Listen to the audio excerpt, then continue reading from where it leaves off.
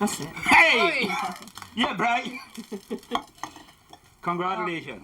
Friends and neighbours helped the organic farmer toast his victory over the national park. They've been backing his fight to keep the straw house that he built in just 6 weeks. This is great. I tell you what, I wouldn't mind building one myself. Both my husband and I are very pleased with Brian. It's really good. He's worked very hard and it's a successful outcome.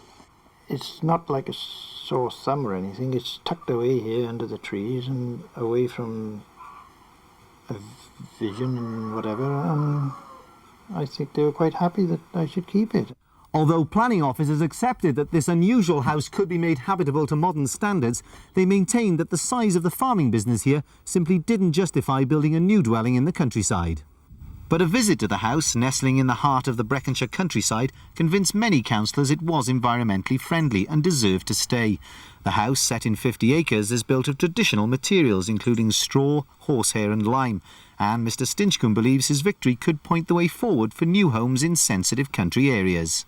Well, lots of houses and alterations, and they push houses, little cottages down and put great big little mansions up, but that's what they look like compared to what was there before, and I think they're horrid. I mean, I feel it's just far in front of it.